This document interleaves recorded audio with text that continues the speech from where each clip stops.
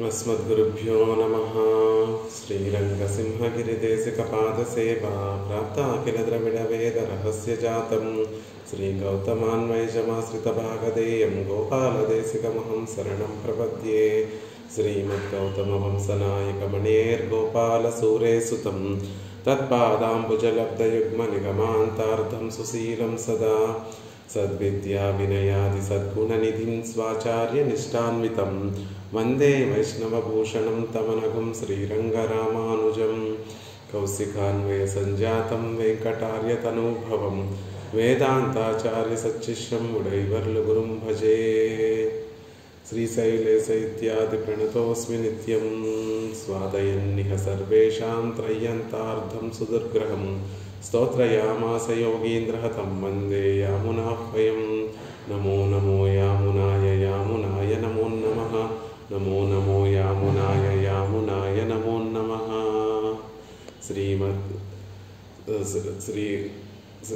श्रीमत्कृष्णसमाह्वाय नमो यामुनसूनवे यत्कटाक्षैकलक्षाणां सुलभः श्रीधरः सदा। భాగవతోత్తములందరికీ దాసోహాలు సమర్పిస్తూ ఆళ్వందారులు పరమకృపతో అనుగ్రహించినటువంటి స్తోత్రరత్నాన్ని సేవించేటటువంటి ప్రయత్నం చేస్తున్నాం. అందులో 44వ శ్లోకాన్ని సేవించేటటువంటి ప్రయత్నం చేస్తున్నాం.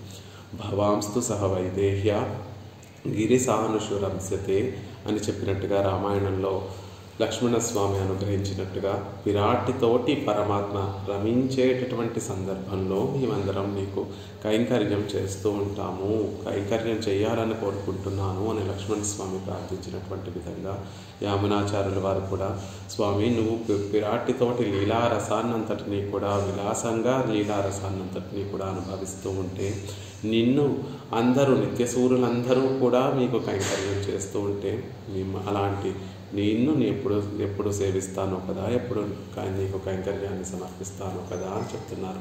మనమందరం కూడా పరమాత్మని చేరి పరమాత్మకి కైంకర్యం చేసి పరమాత్మని విరాటిని ఆనందింపచేస్తూ ఉంటే మనందరినీ యథోచితంగా మనకు తగినటువంటి కైంకర్యాలలో నియమించి తద్వారా ఆ కైంకర్యాన్ని పరమాత్మ స్వీకరిస్తూ ఉంటే మరి ఆయన ఏం చేస్తూ ఉంటాడండి అంటే నిత్యము కూడా విరాటిని ఆనందింపచేయడానికే పరమాత్మ అన్ని కార్యములు చేస్తూ ఉంటాడు. ఆయన చేసేటటువంటి ప్రతి లీల కూడా, ఆయన చేసేటటువంటి చిన్న పని కూడా విరాటిని ఆనందింపచేయడం కోసమే, విరాటి మారుల్ని ఆనందింపచేయడం కోసమే అనేటటువంటిది శాస్త్రం చెప్తోంది. అదే విషయాన్ని యామునాచార్యుల వారు కూడా ఈ శ్లోకంలో మనకి అనుగ్రహిస్తున్నారు. అలా నిత్యము కూడా వీరు పట్ట మహిషులను ఆనందింపచేస్తూ ఉండేటటువంటి నిన్ను నేను ఎప్పుడు సేవిస్తానో కదా, నీకెప్పుడు కైంకర్యాన్ని చేసి నిన్ను ఆనందింపచేస్తానో కదా అని ఈ శ్లోకంలో యొక్క సంగతి. ఆ శ్లోకాన్ని ఒకసారి సేవించి తర్వాత దాని అర్థాన్ని సేవించేటటువంటి ప్రయత్నం చేద్దాం. మాధవి గారు అన్మ్యూట్ చేసుకొని శ్లోకాన్ని చెప్పవలసిందిగా ప్రార్థిస్తున్నాను. అపూర్వ నానారస భావ నిర్భర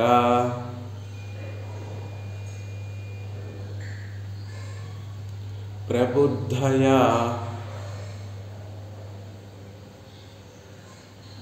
ముగ్ధ విదగ్ధ లీలయా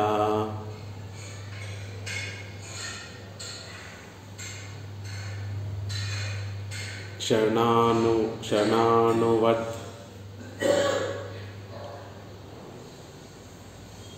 క్షిప్త పరాదికాలయా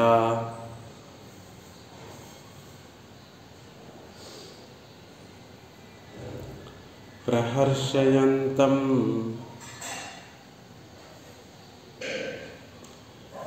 మహిషీం మహాభుజం.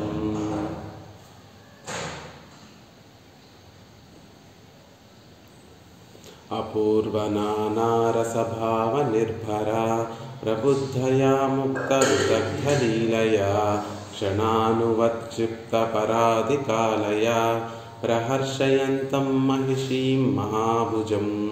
పరమాత్మ ఆ విరాట్టిమారలను ఎప్పుడూ కూడా ఆలింగనం చేసుకొని వారిని ఆనందింపచేసేటటువంటి ఆ మహాభుజములు కలిగినటువంటి స్వామిని నేను ఎప్పుడు సేవిస్తానో కదా.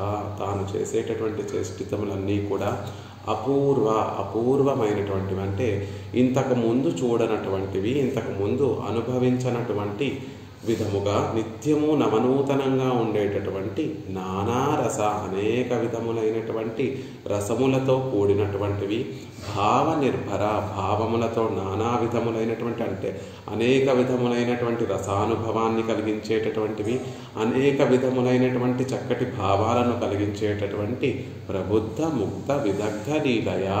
పరమాత్మ యొక్క లీలలు ఎప్పుడూ కూడా అధికంగా ఒకదాని మీద ఒకటి పెనవేసుకొని ముడిపడేటటువంటి విధంగా ఉండేటటువంటి ముగ్ధమైనటువంటి సుకుమారమైనటువంటి లీలలతోనూ, విదగ్ధ ఆశ్చర్యకరమైనటువంటి ఆనందాన్ని కలిగించేటటువంటి లీలలతోనూ ఆ పరమాత్మ ప్రహర్షయంతం మహిషీం, నిత్యము కూడా పట్ట మహిషులందరినీ కూడా ఆనందింపచేస్తూ ఉంటాడు.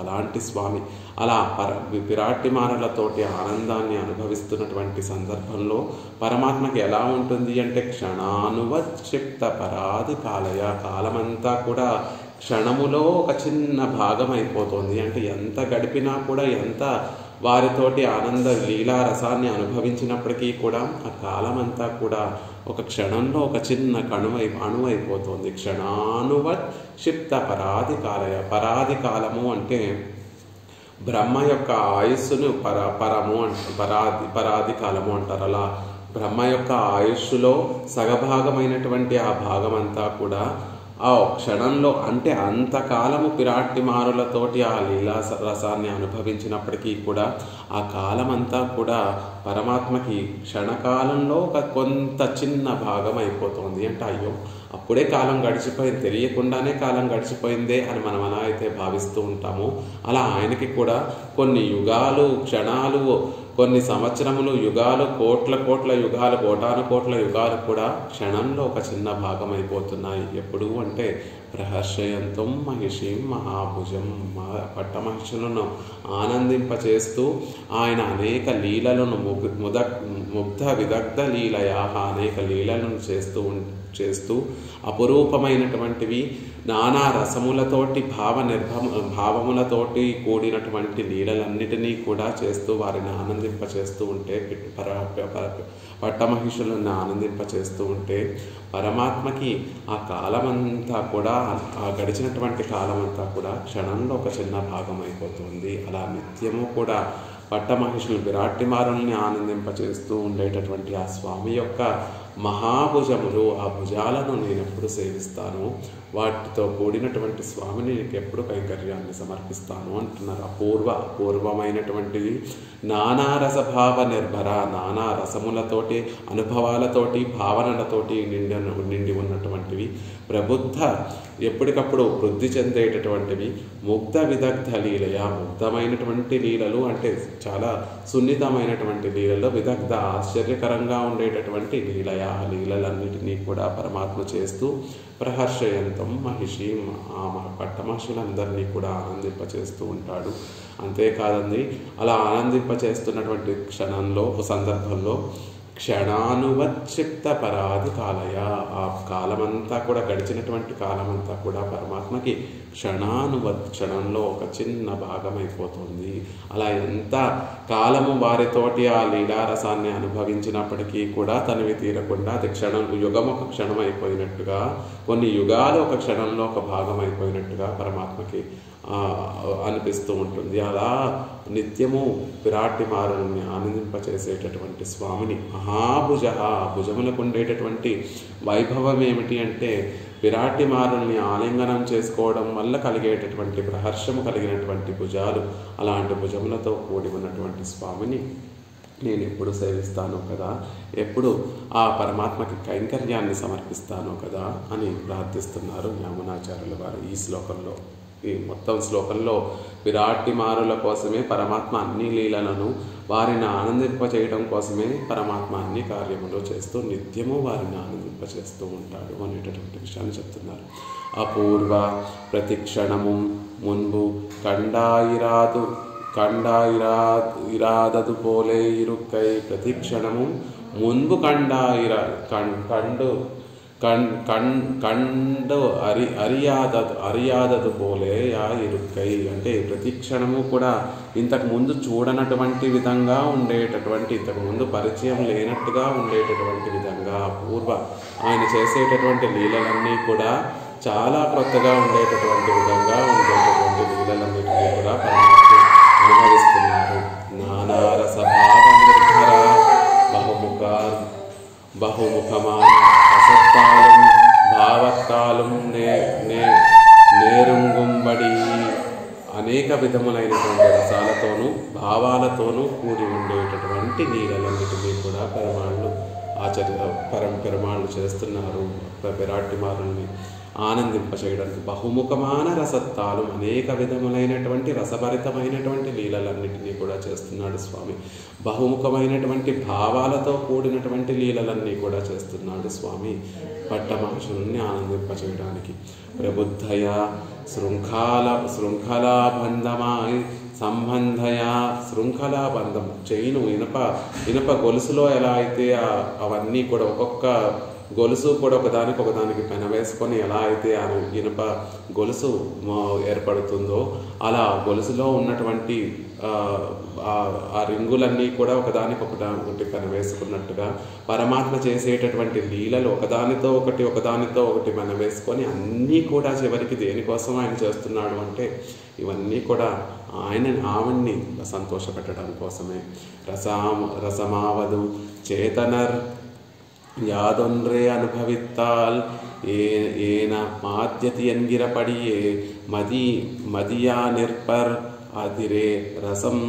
మామూలుగా రసము అంటే ఏమిటని చెప్తారు అంటే చేతనలు ఏదైనా ఒక దానిని బాగా అనుభవిస్తే ఏనమాద్యతి అనేటటువంటిగా మదాన్ని ఒక అనుభవాన్ని పొందుతూ ఉంటారు, ఉన్మత్తమైనటువంటి ఆనందాన్ని పొందుతూ ఉంటారు. దాన్నే రసం అంటారు, ఆనంద అనుభవాన్ని రసం అంటారు అని చెప్తున్నారు. భావమావదు అదుక్కు అడియాన బాహ్యార్ధలంబమాన సవికారంభం. భావము అంటే ఆ ఆనంద అనుభవాన్ని కలగచేయడానికి మనసులో ఏర్పడేటటువంటి భావ పరంపరలు ఏవైతే ఉంటాయో ఆ మానసికమైనటువంటి వికాసం ఏదైతే ఉంటుందో దాన్ని భావము అంటారు. అలా పరమాత్మ నిత్యము కూడా నానారసభావ నిర్భర ప్రబుద్ధయ ఆయన చేసేటటువంటి పనులన్నీ కూడా రసానుభవాన్ని కలగచేసేటట్టుగా ఉంటాయి. ఆయన మనసులో చేసేటటువంటి తలంపులన్నీ కూడా విరాట్టిమారులకి ఆనందం కలగచేసేటటువంటి పనులు చేయాలి అని ఆయన భావన పరంపరలు ఉంటాయి. తద్వారా ఆయన చేసే పనులన్నీ కూడా విరాట్టిమారులకి రసానుభవం కలిగించేటటువంటి పనులుగా ఉంటాయి. అలాంటి రసభరితమైనటువంటి నానారస భరితమైనటువంటి వాటితో కూడినటువంటి ముగ్ధ విదగ్ధ లీలయా అవ్వోదసైక్కడుక్కు అనుగుణమాయ్ సుందరమాయుం నిపుణమాయుం ఉళ్ళ లీలయాలే. ఆయా దశలకి అనుగుణంగా ఉండేటటువంటిది ముగ్ధమైనటువంటి అంటే అందమైనటువంటి లీలను పరమాత్మ చేస్తూ ఉంటాడు. విదగ్ధంగా చాతుర్యంతో కూడినటువంటి లీలలన్నిటినీ కూడా పరమాత్మ చేస్తూ ఉంటాడు. అలా ముగ్ధ విదగ్ధ లీలయ అలా తాను లీలలన్నిటినీ కూడా చేస్తూ ప్రహర్షయంతం మహిషీం మహాభుజం నిత్యము కూడా విరాట్టిమారులని చక్కగా ఆనందింపచేస్తూ ఉండేటటువంటి లీలలు. ఈ లీలలో అనేకమైనటువంటి లీలలన్నిటినీ కూడా పరమాత్మ శివధనుర్భంగాన్ని చేయడం, సీతాదేవికి ఆనందాన్ని కలగజేయడం కోసం, సముద్రాన్ని మదించడం, లక్ష్మీదేవికి ఆనందాన్ని కలగజేయడం కోసం, సముద్రం మీద వారధి నిర్మించడం, లక్ష్మీదేవికి ఆనందాన్ని కలగజేయడం కోసం, రావణాసుడి యొక్క 10 తలలన్నిటినీ కూడా నేలకి రాలేటట్టుగా వాటిని కొట్టి రావణాసుడిని సంహరించడం, విరాట్టికి ఆనందాన్ని కలగచేయడం కోసం. ఇలా పరమాత్మ చేసేటటువంటి ప్రతి లీల కూడా ఆ లక్ష్మీదేవికి ఆనందాన్ని కలగజేయడం కోసమే అనేటటువంటి విషయాన్ని మనకి అనేక మహనీయులందరూ కూడా చెప్పారు. ఆ విషయాలన్నిటినీ కూడా మనసులో వారు చెప్పినటువంటి ఆ విషయాలన్నిటికీ కూడా యామునాచార్యులు వారు అనుగ్రహించినటువంటి ఈ శ్లోకమే వారందరికీ కూడా ప్రేరణ ఉంటుంది. శ్రియై సమస్త విధాన వ్యసనం హరే అంగీకారిభిర్ ఆలోకై సాధయంతై కృతోంజలి. పరమాత్మ ఈ సమస్త చిత్తును అచిత్తును అన్నిటినీ కూడా సృష్టించడం, విధాన వ్యసనం సృష్టించడం వల్ల కలిగేటటువంటి ఆ ప్రయాసనంతటినీ కూడా పాపం కష్టాలు. శ్రీమన్నారాయణుడు ప్రళయంలో ఒక మూల పడి ఉన్నటువంటి ఆ చిత్తును మళ్ళీ ఒక చక్కటి కాలం ఆసన్నం అవ్వగానే ఆయన మనసులో దయ ఉప్పొంగగానే వాటినన్నిటినీ కూడా తన చల్లని కటాక్షములతోటి చూసి మళ్ళీ ఈ లోకాలన్నిటినీ కూడా మళ్ళీ పరమాత్మ సృష్టిస్తాడు. అలా పరమాత్మ సృష్టించినప్పుడు ఆయనకి ఏదైనా శ్రమ కలిగి ఉంటే ఆ శ్రమనంతటినీ కూడా ఎలా పోగొట్టుకుంటాడు పరమాత్మ అంటే అంగీకారిభి ఆలోకై సాధయంతై. ఒకసారి లక్ష్మీదేవి యొక్క తిరుముఖ మండలంలోకి చూస్తాడట. ఆవిడ పరమాత్మ చేసినటువంటి సృష్టినంతటినీ కూడా చక్కగా చూసి తాను ఆ సృష్టి అంతా కూడా బాగుంటే తన అంగీకారం తన కనుబొమ్మల చూపుల యొక్క కదలికలతోటి అంగీకారాన్ని తెలియజేస్తున్నట్టు బాగుంది అని చెప్పడానికి తన కనుబొమ్మలన్నిటినీ కూడా వికసింపచేస్తుంది. తన కన్నులని వికసింపచేసి ఆ కన్నులలో ఆనందాన్నంతటినీ కూడా చూపిస్తే అప్పుడు సార్థయంతై కృతోంజలి, ఆహా నా సృష్టి అంతా కూడా సఫలమైంది కదా అని పరమాత్మ భావిస్తాడట. ఆవిడ్ని ఆనందింపచేయడం కోసం, ఈ లీలారసాన్ని అనుభవింపచేయడం కోసం ఈ సృష్టిని అంతటినీ కూడా పరమాత్మ చేస్తూ ఉంటే ఆ సృష్టిలో ఉన్నటువంటి ఆ చేసినటువంటి సృష్టిని పిరాట్టి ఒకసారి పరిశీలించి పరమాత్మ నా కోసం ఈ సృష్టి చేశాడు కదా, ఇదంతా నాకు అనుగుణంగా ఉండడం కోసం, నా ఆనందం కోసం కదా శ్రీమన్నారాయణుడు ఈ సృష్టిని అంతటినీ కూడా చేశాడు అని తాను ఆనందించి అప్పుడు ఆ ఆనందాన్ని అంతటినీ కూడా ఆవిడ నేత్రాలతోటి చక్కగా తెలియచేస్తే అప్పుడు పరమాత్మ పడినటువంటి ఆ శ్రమంతా కూడా తొలగిపోతుంది. సృష్టించడంలో ఆయన పడినటువంటి శ్రమ అంతా కూడా తొలగిపోతుంది అనేటటువంటి విషయాన్ని పరాశర భట్టర్ వారు చెప్తారు. స్వస్తి శ్రీ దిశతా అశేష జగతాం సర్పోపసర్గస్థితి స్వర్గం దుర్గతి మాపవర్గిక పదం సర్వం చ కుర్వన్ హరి యస్యావీక్షముఖం తదింగిత పరాధీనో విధత్తే కిలం క్రీడేయం కరుణాన్యథాస్య రసదా స్యాదైకరస్యాదయా. ఈ శ్రీహరి ఈ లోకాలన్నిటినీ కూడా అశేష జగతాం లోకాలన్నిటినీ కూడా ఉపసర్గ స్థితి సృష్టించడం, లయం చేయడము, వాటిని రక్షించడం అనేటటువంటి కార్యములన్నీ కూడా ఏవైతే చేస్తున్నాడో స్వర్గం దుర్గతి ఆపవర్గిక పదం స్వర్గాన్ని నరకాన్ని పరమపదాన్ని ఇవన్నీ కూడా సర్వం చ కుర్వన్ హరి మిగిలిన అన్నిటినీ కూడా సృష్టిస్తూ ఆ భగవానుడు ఎలా చేస్తున్నాడు ఆ సృష్టిని అంటే యస్యాహ ముఖం వీక్ష తత్ ఇంగిత పరాధీన. లక్ష్మీదేవి యొక్క తిరుముఖ మండలాన్ని చూస్తూ ఆవిడ యొక్క ముఖంలోని భ్రూభంగాది ఆవిడ యొక్క కనుబొమ్మల యొక్క చలనాన్ని చూస్తూ వాటికి పరాధీనుడై ఇవన్నీ కూడా చేస్తున్నాడు. అఖిలం అన్నిటినీ కూడా విధత్తే చేస్తున్నాడు ఆ సర్వేశ్వరుడు అంటారు. అన్యదా అట్లా ఆ తిరుముఖ మండలంలో ఉన్నటువంటి కనుబొమ్మల కదలికకి పరాధీనుడిగా కాకపోతే భగవానుడికి ఆ తల్లికి ఇద్దరికి ఈ లీలారసం ఒకేలా ఎలా ఉండగలుగుతుంది? వారిద్దరూ కూడా పరమాత్మ ఆవిడ ముఖంలో చూస్తూ ఈ సృష్టినంతటినీ కూడా చేసి ఈ లీలారసాన్నంతటినీ కూడా అనుభవిస్తున్నాడు కాబట్టి ఆ అనుభవం ఇద్దరికీ ఒకే రకంగా ఉంటుంది అని కూరత్తాళ్ళు అని చెప్తారంటే పరమాత్మ సృష్టించడం, వాటిని రక్షించడం, మళ్ళీ వాటిని ప్రళయంలో తన లోపలికి తీసేసుకొని మళ్ళీ వాటిని లోకాలన్నిటినీ రక్షించడం, ఇదంతా కూడా ఆవిడికి ఆనందాన్ని కలగచేయడానికి, ఆవిడ ఆనందిస్తూ ఉంటే దాన్ని చూసి పరమాత్మ ఆనందించడం కోసం తన శ్రమంతటినీ కూడా పోగొట్టుకోవడం కోసం అనేటటువంటి విషయాన్ని ఇక్కడ కూరత్తాళ్వాన్ కానీ పరాశర భట్టర్ వారు కానీ ఈ విషయాన్ని మనకి తెలియజేశారు. ఇలా ప్రబుద్ధ ముగ్ధ విదగ్ధ లీలయ అపూర్వ నానాభావ నిర్భర ప్రబుద్ధ ముగ్ధ విదగ్ధ లీలయ. పరమాత్మ ఎప్పుడూ కూడా అపురూపమైనటువంటి రసానుభవంతో కూడినటువంటి లీలలన్నిటినీ కూడా పరమాత్మ విరాట్టిమారుల కోసం చేస్తూ ఉంటాడు.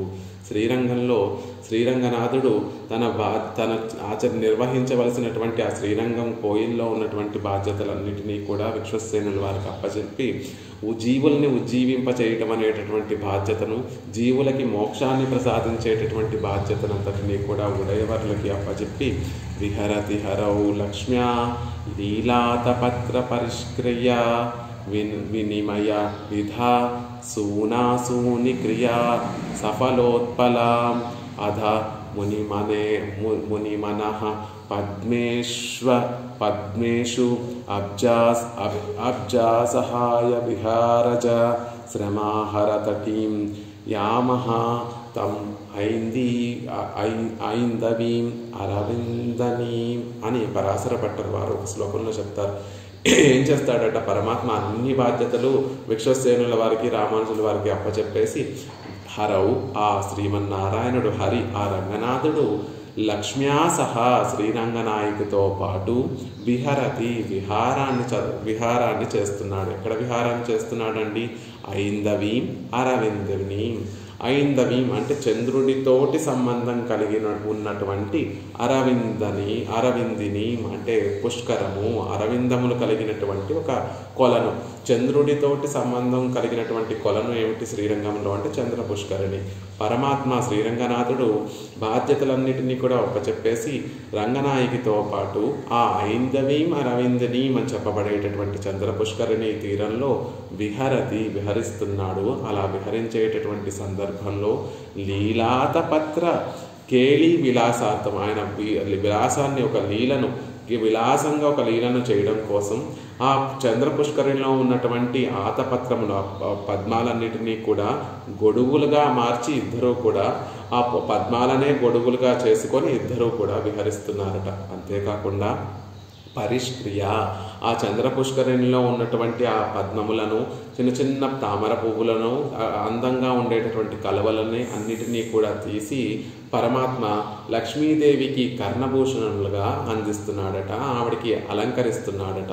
అలా పరిష్క్రియ కర్ణభూషణములు మొదలగు అలంకారములుగా చేస్తూ వినిమయ విధ ఒకరినొకరు మాలలు మార్చుకోవడం కోసం, ఒకరేమో కలువ మాలను ధరిస్తే ఒకరేమో పద్మముల మాలను ధరిస్తే ఆ ఆనందాన్ని అనుభవించేటటువంటి సందర్భంలో రంగనాథుడు తాను ధరించినటువంటి పద్మమాలను రంగనాయకి మెడలో వేస్తే ఆవిడ తను ధరించినటువంటి ఆ నల్ల కలువ మాలను పరమాత్మ మెడలో ధరింపచేస్తుందట.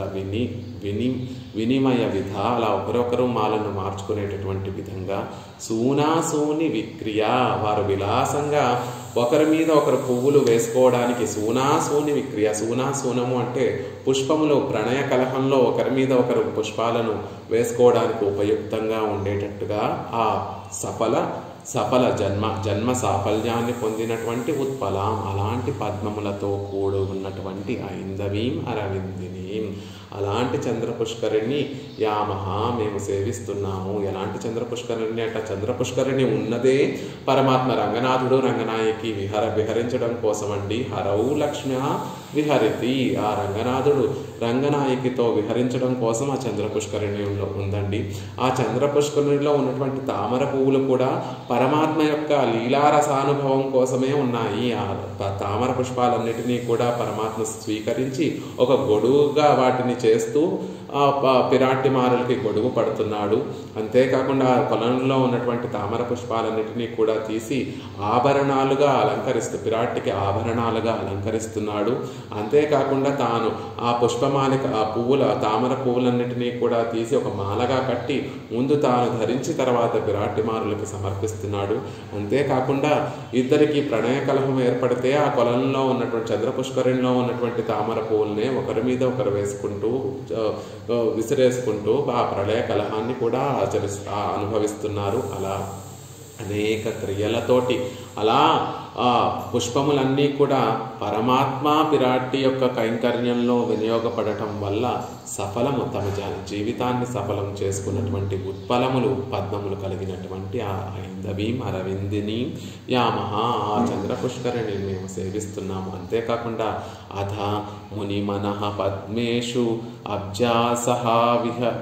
అబ్జాసహాయ విహారజ శ్రమ హరతటీం. ఇంకా ఆ పుష్కరిణి ఎలాంటిదండి అంటే పాపం లక్ష్మీదేవితో ఎప్పుడూ కూడా పెరుమాళ్ళు మునుల యొక్క మనస్సులో విహరించి పడినటువంటి శ్రమనంతటినీ కూడా తీర్చుకోవడానికి రంగనాథుడు రంగనాయకి అందరూ శయనించిన తర్వాత వారిద్దరూ మాత్రమే తమ శ్రమనంతటినీ కూడా పోగొట్టుకోవడానికి చంద్ర పుష్కరిణి దగ్గరికి వస్తారు.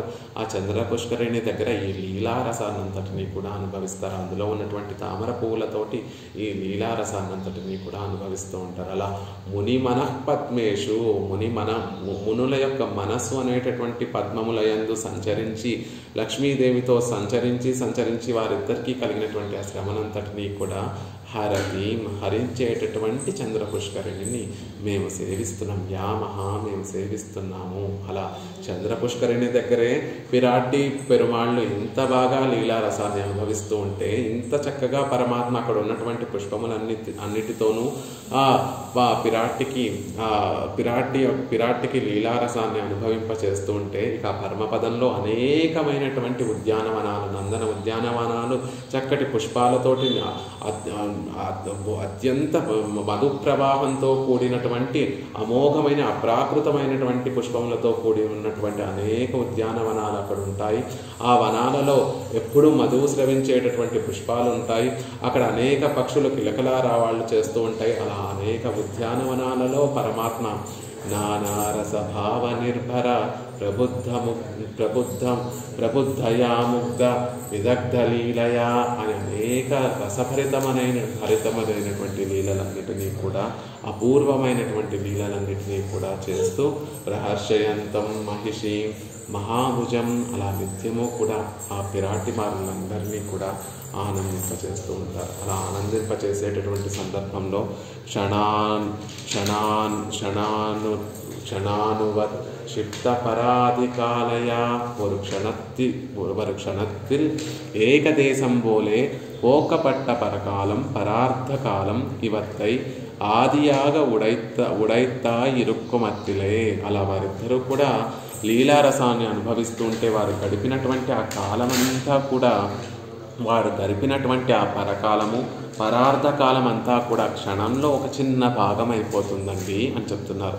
పరకాలము పరార్ధకాలము అంటే ఏమిటి అంటే, పరకాలమాగిరదు బ్రహ్మాయుస్సు, పరార్ధకాలమావదు అదిల్ సంపాతి. ఒక బ్రహ్మ యొక్క ఆయుష్ని కొన్ని చతుర్యుగములన్నీ కూడా గడిస్తే అప్పుడు బ్రహ్మకి ఒక పగలు ఒక రాత్రి కొన్ని సంవత్సరములు గడుస్తాయి. అలా కొన్ని కోట్ల సంవత్సరములన్నీ కూడా పరమాత్మ పిరాటితోటి ఇలా లీలారసాన్ని అనుభవించినప్పటికీ కూడా పరమాత్మకు అది ఒక క్షణానువత్ క్షిప్త పరాధికాలయ, ఒక క్షణంలో ఒక చిన్న భాగంగా తోస్తున్నాయో అప్పుడే అయిపోయిందా ఈ సమయం, ఇంత సమయం గడిచిపోయిందే అని పరమాత్మకు అనిపించదట. అయ్యో క్షణం అప్పుడే ఇంత సమయం అయిపోయిందా, క్షణంలో ఒక భాగం అయిపోయింది కదా ఈ కాలం అంతా అన్నట్టుగా ఉంటుంది. అలా కాలమే తెలియకుండా కాలం ఉన్నంత వరకు కూడా పరమాత్మ ఆ మహిషులను ఆనందింపచేస్తూ ఉంటాడు. ఈ లీలలు సృష్టినంతటినీ కూడా చేసి లీలారసాన్నంతటినీ కూడా పరమాత్మ ఆచరించడం ఆవిడికి ఆనందాన్ని కలగజేయడం కోసమే.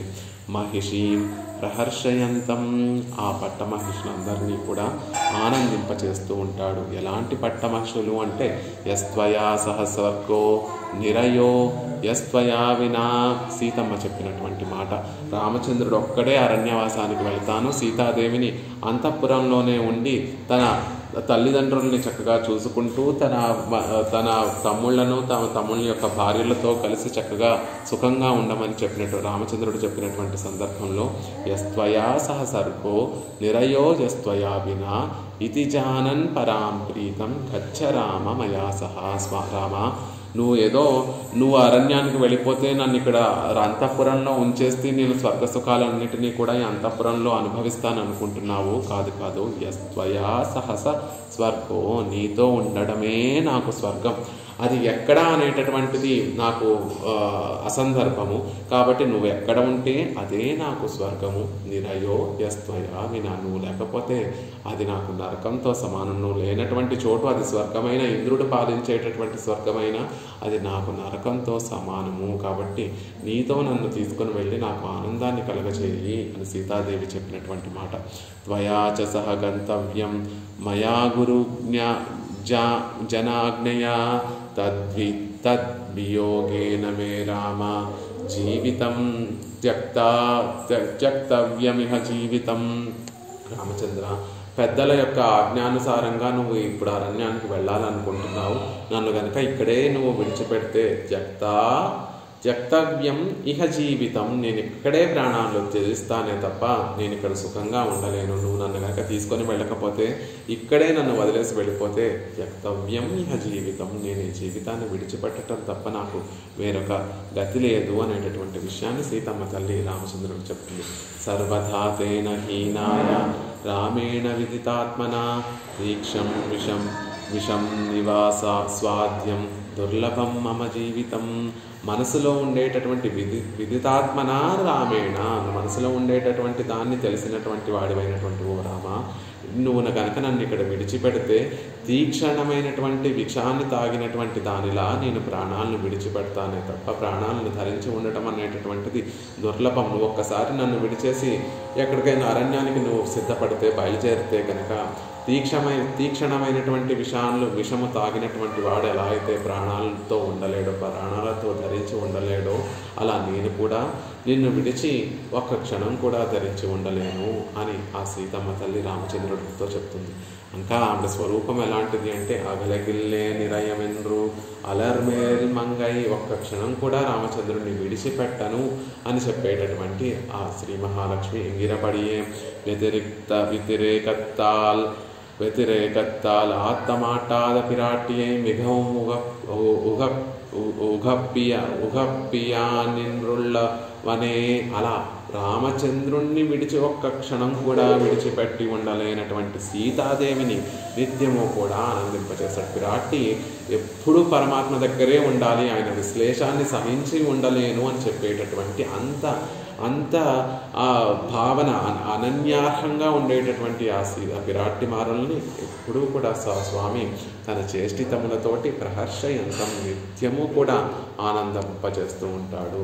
ప్రహర్షయంతం ఎన్రు వర్తమాన కాలమాయి ఉగప్పు ఇడై విడాదే సెల్లుమెంగై.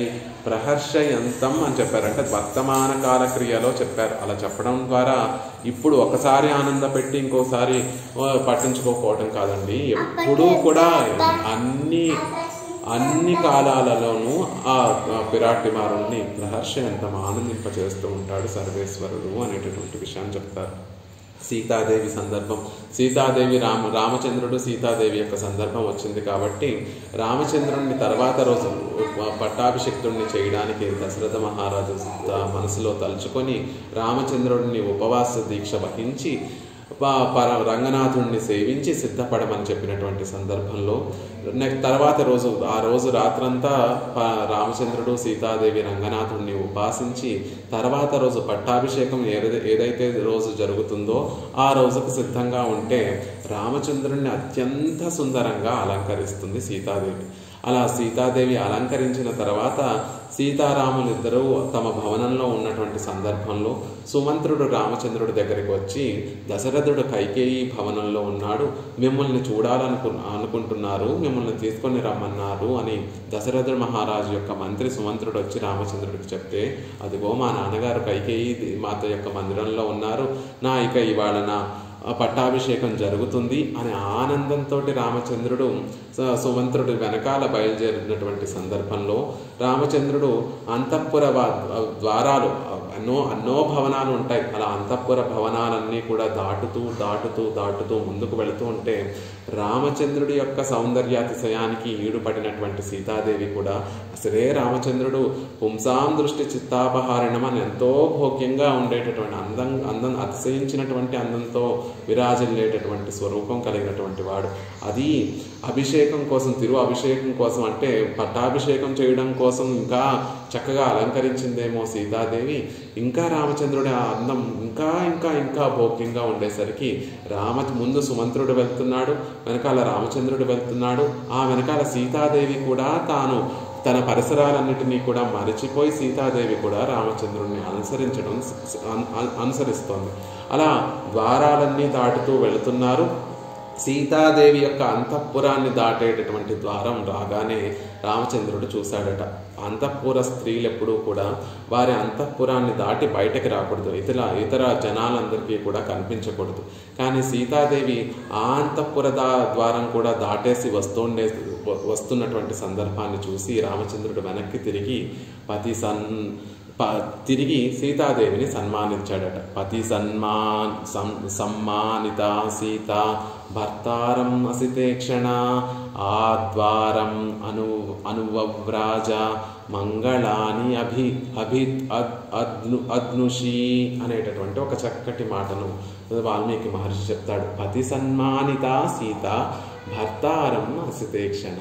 అసితేక్షణ అయినటువంటి ఆ సీతాదేవిని పతి అయినటువంటి ఆ రామచంద్రుడు సన్మానించాడండి. చక్కగా సన్మానించి ఆవిడని అక్కడే ఉండమని చెప్పి ఆద్వారం అనువ్రాజ మంగళాని అద్నుషి మంగళాలు కలగాలని రామచంద్రుడికి మంగళాలు కలగాలని ఆకాంక్షించినటువంటి ఆ సీతాదేవి రామచంద్రుడు వెనకాల ఆ ద్వారాలన్నీ దాటిపోతుంటే చివరి ద్వారం దగ్గర ఆగమని రామచంద్రుడు చెప్పి పతి సమ్మానిత సీతా భర్తారం అసితేక్షణ రామచంద్రుడు సీతాదేవిని సన్మానించాడు అని వాల్మీకి మహర్షి చెప్తాడు. ఎలా సన్మానించాడో అక్కడ వాల్మీకి మహర్షి చెప్పడు. దానికి మన పూర్వాచారులందరూ కూడా చక్కటి వ్యాఖ్యానాన్ని అనుగ్రహిస్తారు. అలా సీతాదేవి అంతఃపురాన్ని అంతటినీ కూడా దాటేసి చివరి అంతఃపురాన్ని కూడా ద్వారాన్ని కూడా దాటుతున్నటువంటి సందర్భంలో రామచంద్రుడు వెనక్కి తిరిగి ఒకసారి వంగి సీతాదేవి యొక్క చరణాలను గ్రహించి ఆ పాదాలను పట్టుకొని రామచంద్రుడు అమ్మా ఇక్కడే ఉండాలి సీత, ఇంకా దాటి రాకూడదు అని సీతాదేవి యొక్క పాదాలు పట్టుకొని ఆపాడు. ఇంక ఆగమని తనని అక్కడే ఉండమని సీతాదేవి యొక్క చరణాలను పట్టుకొని గ్రహించి సీతాదేవిని ఆగమని చెప్పాడు అని చెప్తారు. అదేమిటండి అంటే ఉన్నటువంటి సన్మానాలలో అన్నిటిలో కూడా భర్త భార్య యొక్క చరణములను పట్టుకోవడం అద్భుతమైన అత్యంత ప్రణయ విలాసాలన్నిటిలో కూడా గొప్పదైనటువంటి విలాసంగా చెప్తారు. కాబట్టి అలా రామచంద్రుడు సీతాదేవి యొక్క చరణములను స్పృశించి ఇక ఆగమని చెప్పాడు. కాబట్టి అది పతి సన్మానిత సీత భర్తారం అసితేక్షణ భర్త చేత గొప్పగా సన్మానింపబడింది సీతాదేవి అని చెప్తారు. ఇంకొక వ్యాఖ్యానంలో ఏమని చెప్తారంటే ఆ సీతాదేవి అంతఃపుర ద్వారాన్ని దాటి వచ్చేస్తున్నటువంటి సందర్భంలో ఇక రామచంద్రుడు వెనక్కి తిరిగి ఆగిపోమని చెప్పడం కోసం మాటలతో చెప్పకుండా గంభీరంగా యువరాజులు కాబోయేటటువంటి రాజులు అందరి ముందు సీతాదేవిని ఇక నువ్వు అంతఃపురం దాటి రాకూడదు, ఇది నీకు తగదు, నీకు ఆ మాత్రం తెలియదా అన్నట్టుగా నోటితో చెప్పకూడదు. కాబట్టి తన చేష్టితములతోటి ఆవిడని ఆగమని చెప్పడం కోసం తాను ధరించినటువంటి ముత్యాల హారాన్ని తీసి సీతాదేవి యొక్క మెడలో వేశాడట. పతి సన్మానిత సీత భర్తారం అసితేక్షణ అలా భర్త చేత సన్మానింపబడినటువంటి ఆవిడ తాను ధరించినటువంటి ఆభరణాన్ని తీసి మళ్ళీ సీతాదేవి మెడలో వేశాడు. కాబట్టి అప్పుడు ఆ సీతాదేవి ఒకసారి మళ్ళీ ఈ లోకంలోకి వచ్చి రామ సౌందర్యాన్ని అనుభవించడం అనేటటువంటి ఆ మధురానుభూతి నుండి మళ్ళీ ఒకసారి తన పరిసరాలను చూసుకొని అయ్యో నేను దాటేస్తున్నానా అనేటటువంటి అంతఃపుర ద్వారం దాటుతున్నానా అనేటటువంటి తెలివి తెచ్చుకొని అక్కడితో ఆగిపోయిందట. అప్పుడు రామచంద్రుడి మెడలో ఇంకా ఏవి ఆభరణాలు లేవట. పట్టాభిషేకం కోసం ఒక మంచి గొప్పదైన కాస్ట్లీ అయినటువంటి ఆభరణాన్ని సీతాదేవి ధరింపచేసింది. ఆ ఒక్క ఆభరణమే ఉంది. ఆ ఆభరణాన్ని కూడా తీసి రామచంద్రుడు సీతాదేవి మెడలో వేసేసాడట. అప్పుడు సీతాదేవి ఆ వక్షస్థల కంఠసీమను తన చూపులతో చూసేసరికి రామచంద్రుడి యొక్క మెడలో ఒక నల్లని కలువలు వికసించినటువంటి కలువలతోటి కూడినటువంటి మాల ఆయన మెడలో అమరినట్టుగా ఉందండి. సీతాదేవి యొక్క చూపులు ఆయన కంఠసీమను అలంకరింపబడి ఆవిడ ఆ కంఠసీమలో ఒక నల్లని కలువమాల అలంకృతమైనట్టుగా ఉంది. అందుకే భర్తారం అసితేక్షణ ఆ భర్తను అసితేక్షణ నల్ల కలువల వంటి చూపులు కలిగినటువంటి ఆ సీతాదేవి పతి చేత సన్మానింపబడి ఆ పతిని చూస్తూ ఉంటే రామచంద్రుడిని చూస్తూ ఉంటే రామచంద్రుడి యొక్క మెడలో నల్ల కలువమాల ధరింపచేసినట్టుగా ఉంది. అందుకే వాల్మీకి మహర్షి భర్తారం అసితేక్షణ అనేటటువంటి మాటను అక్కడ ప్రయోగించాడు అని చెప్తారు. అలా సీతాదేవిని సన్మానించినటువంటి పతి సన్మానిత సీత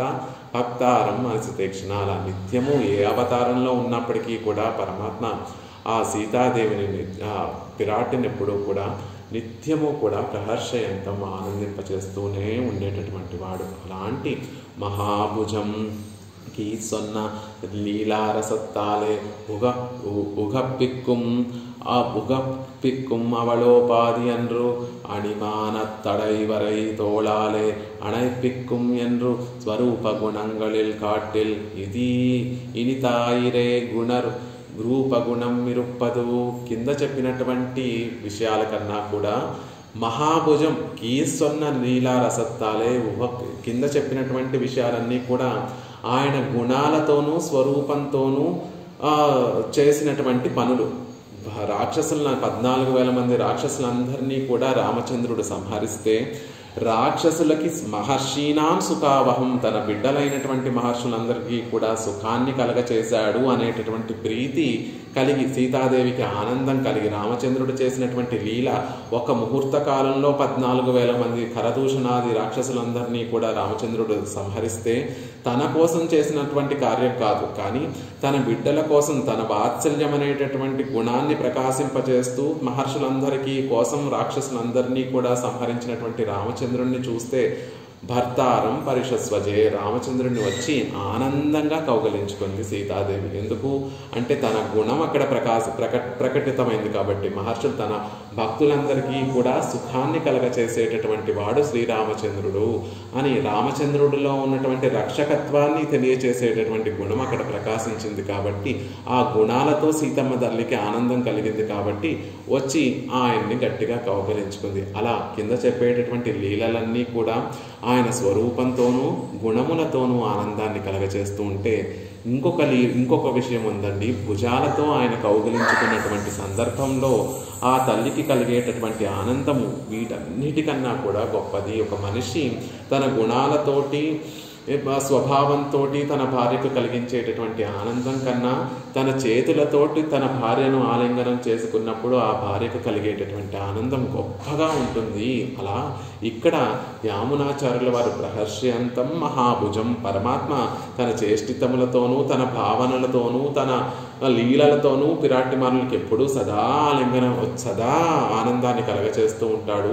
కానీ ఎప్పుడైతే వారిద్దరూ కలిసి ఒక వేదిక మీద అలంకృతమై పరమాత్మ పిరాటిని ఎప్పుడైతే ఆలింగనం చేసుకుంటాడో అప్పుడు ఆ ఆనందం చెప్పలేనటువంటి ఆనందం. ఆ భుజాలకు, పరమాత్మ యొక్క భుజాలకు అప్పుడు ఒక గొప్ప వైభవం కలుగుతుందండి. అందుకే మహాభుజం, ఉత్త భుజములు కాదు, అప్పుడు పరమాత్మ యొక్క భుజములు మహాభుజం, పిరాటిని తన కౌగిట్లో చేర్చుకున్నటువంటి భుజములు కాబట్టి విరాటి యొక్క స్పర్శతోటి గొప్ప వైభవంగా విరాజిల్లేటటువంటి భుజములు కలిగినటువంటి వాడవుతాడు. అలా మహాభుజం ప్రహర్షయంతం, తనకు ఉన్నటువంటి ఆ గొప్ప భుజములతోటి పరమాత్మ పిరాటిమారుల్ని కౌగిలించుకొని ఆ భుజములతోటి ఆనందాన్ని కలగచేస్తాడు. అలా మహాభుజములు కలిగినటువంటి ఆ స్వామిని నేను ఎప్పుడు సేవిస్తానో కదా, ఎప్పుడు ఆయనకి కైంకర్యం చేస్తానో కదా అంటున్నారు. అణిమాన తడై వరై తోళ్, అలంకారంగా ఉండేటటువంటివి, పొడుగైనటువంటివి, విశాలమైనటువంటివి, పర్వతాల వలె బలిష్టమైనటువంటి బాహువులతోటి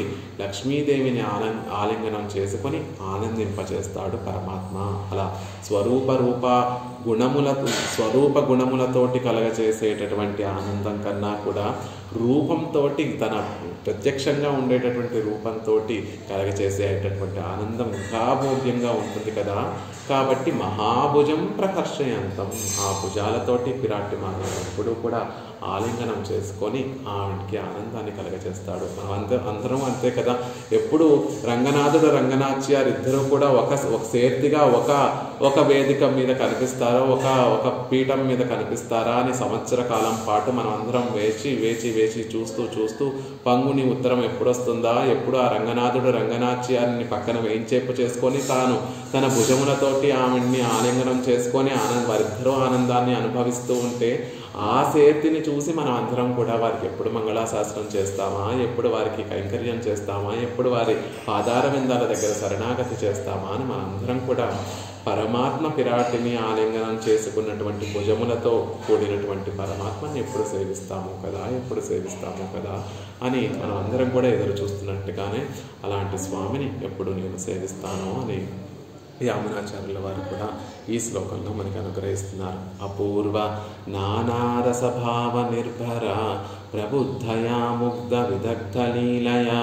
క్షణానువత్క్షిప్త పరాధికాలయ ప్రహర్షయంతం మహిషీం మహాభుజం క్షణానువత్క్షిప్త పరాధికాలయ.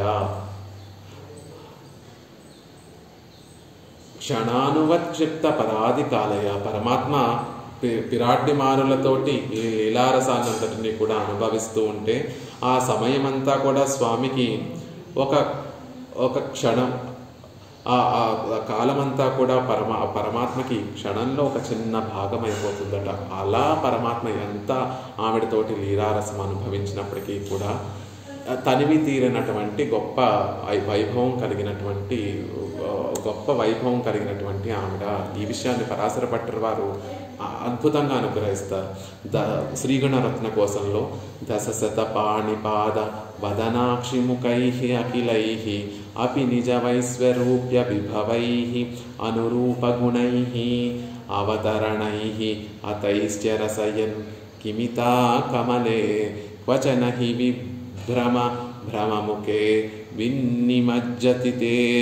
తల్లి పరమాత్మ దశశత పాణిపాద వదనాక్షిముఖై, ఆయన సహస్ర బాహువులను, సహస్ర చేతులను, కొన్ని కోట్ల లెక్కలేనటువంటి పాణి చేతులను ధరించి, పాదాలను ధరించి, వదన తిరుముఖ మండలాలను ధరించి, అక్షి తిరునేత్రములను ధరించి, ముఖై తిరుముఖ మండలాలను ధరించి, అన్నిటితోనూ అంటే తన విశ్వరూపాన్ని ధరించి నిన్ను అనుభవించాలి అని ప్రయత్నిస్తుంటే అపి నిజ వైశ్వరూప్య విభవై అనురూపగుణై, అలా ఆయన విశ్వరూపాన్ని ధరించి నిన్ను అనుభవించాలని ప్రయత్నించినా కూడా కమలే ఓ రంగనాయకి వచిన హి విభ్రమ భ్రూముఖే వినిమంచతితే. ఆయన నీ ఆనందాన్నంతటినీ కూడా అనుభవించలేడమ్మా. కేవలము నీ తిరుముఖ మండలంలో ఉన్నటువంటి విభ్రమ భ్రమిముఖే విలాసంగా సుడిగుండాలలా ఉన్నటువంటి ఆ కన్నుబొమ్మలతో కూడి ఉన్నటువంటి నేత్రములు అనేటటువంటి ఆ నేత్ర సౌందర్యంలో వినిమజ్జతి, పూర్తిగా మునిగిపోతున్నాడు ఆ స్వామి. ఆయన గొప్ప విశ్వరూపాన్ని ధరించినప్పటికీ కూడా, ఆ విశ్వరూపంతో నిన్ను అనుభవించినప్పటికీ కూడా ఆ అనుభవం అంతా కూడా ఒక మూలకి కూడా రాదు. నీ తిరునేత్రముల యొక్క సౌందర్యంలో ఆయన పూర్తిగా మునిగిపోతున్నాడు. సహస్ర శీర్ష పురుష అని చెప్పేటటువంటి ఆ స్వామి కూడా ఆ రూపాన్ని ధరించి నిన్ను అనుభవించాలని ప్రయత్నిస్తూ ఉంటే నీ నేత్ర సౌందర్యంలో పూర్తిగా మునిగిపోతున్నాడే తప్ప అది పూర్తిగా అనుభవించినటువంటి వాడు కాలేకపోతున్నాడు అని పరాశర భట్టర్ వారు ఒక చక్కటి శ్లోకంలో చెప్తారు. ఇంకొక చోట ఆ తల్లి యొక్క వైభవాన్ని తెలియచేస్తూ కమ్మనాటాళ్ళు అన్నట్టు రామచంద్రుడు సీతాదేవిని పరిణయమాడడం కోసం మిథిలా నగరానికి వెళ్ళినటువంటి సందర్భంలో మిథిలలో ఉన్నటువంటి వారందరూ కూడా రామచంద్రుడిని చూసి అన్నారట, మా సీతాదేవి యొక్క సౌందర్యాన్ని రామచంద్రుడు అనుభవించాలి. అక్కడ దశరథుడు తరపునటువంటి అయోధ్యావాసులందరూ కూడా మిథిలా నగరం వాళ్ళతో అన్నారట, రామచంద్రుడి యొక్క ఆ అందాన్నంతటినీ కూడా అనుభవించాలి అంటే సీతాదేవికి 1000 కన్నులు కావాలండి అని అన్నారట. అంటే రామచంద్రుడు అందాన్ని 2 కళ్ళతోటి సీతాదేవి అనుభవించలేదు. సీతాదేవి పరిపూర్ణంగా రామచంద్రుడి యొక్క అందాన్ని అనుభవించాలి అంటే ఆవిడికి ఇంద్రుడిలాగా 1000 కన్నులు అవసరమండి అని అయోధ్యావాసులందరూ అంటే మిథిలా నగర వాసులు అన్నారట, రామచంద్రుడి యొక్క పరిపూర్ణ అవయవ శోభని అనుభవించడానికి సీతాదేవికి 1000 కన్నులు కావాలేమో అండి. కానీ సీతాదేవి యొక్క ఒక్క అంగం యొక్క శోభని, ఒక అంగంలో ఉన్నటువంటి లావణ్యాన్ని, సౌకుమార్యాన్ని, సౌందర్యాన్ని అనుభవించడానికి రామచంద్రుడికి 1000 కన్నులు కావాలండి అని మిథిలా నగరవాసులు అన్నారట. అలా పరమాత్మ యొక్క సౌందర్యము, అతిశయము, ఆయన భోగ్యతని మనం అందరం అనుభవించచ్చేమో కానీ విరాటి యొక్క సౌందర్యాన్ని, లావణ్యాన్ని, సౌకుమార్యాన్ని, ఆవిడ యొక్క భోగ్యతను పరమాత్మ ఎన్ని రూపములను ధరించినా, ఎన్ని లీలలు చేసినా పరిపూర్ణంగా అనుభవించలేడు. అలాంటి గొప్ప వైభవం కలిగినటువంటి ఆవిడ అలా నిత్యము కూడా పెరుమాళ్ళు ఆవిడ్ని ఆనందింప చేయడం కోసమే ఈ లీలలన్నింటినీ కూడా పరమాత్మ చేస్తూ ఉంటాడు అనేటటువంటి విషయాన్ని చెప్తూ ప్రహర్షయంతం మహిషి మహాభుజం, నిత్యము కూడా ఆ దివ్య మహిషులకు ఆనందాన్ని కలిగించేటటువంటి మహాభుజములు కలిగినటువంటి ఆ స్వామిని ఎప్పుడు సేవిస్తానో, ఎప్పుడు ఆయనకి కైంకర్యం చేస్తానో అని ఈ శ్లోకంలో మనకి యామునాచార్యుల వారు కటాక్షిస్తున్నారు.